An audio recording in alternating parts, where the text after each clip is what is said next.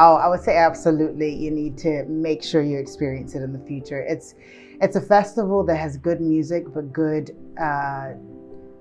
talk that makes you think for days and months afterwards. And I would imagine a lot of people's lives have changed and the courses of their lives have changed based off of what they have experienced at one of these festivals. Your dreams then, is it more of that?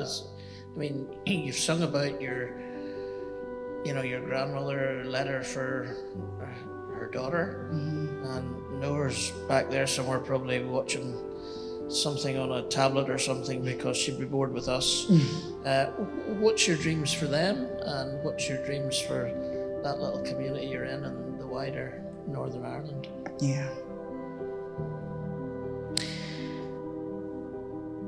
I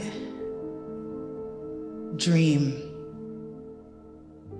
of a time in the future where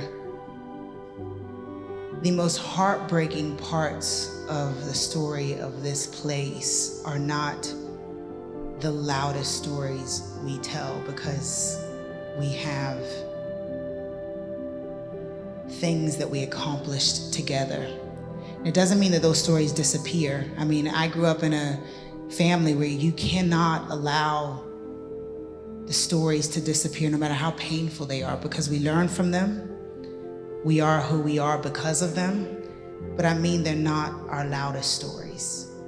I think for me as a Black American, my loudest story isn't slavery or segregation or Jim Crow laws. My loudest story is a story of resilience, of strength, of overwhelming love. The things I learned by watching the people I love sacrifice for a better future. I want my kids to grow up. I want them to want to live here in Northern Ireland because I think it's an amazing place. But I want them to have been all around the world and know this is a good place. I dream that we as a people here rediscover our value and our worth enough that we begin to demand better from ourselves, from one another, from our leaders. I dream that the excitement of the hope of what the future could be outweighs whatever benefit we have from holding on to the past to the point where it anchors us and keeps us in places that we don't really want to be and don't serve us well anymore.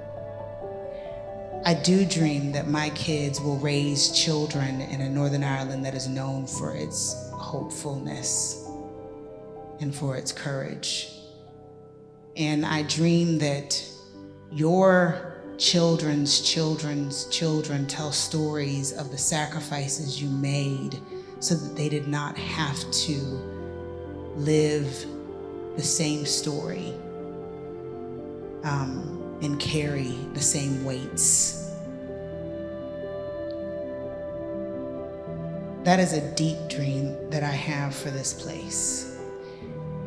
And this is my home now.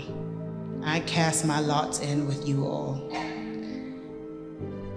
And I want to do everything I can to help that future become a reality. And sometimes I think the only thing I can do is just raise my 3 kids to hope and to want better and to treat people well, no matter what their story, no matter what their background, no matter the color of their skin.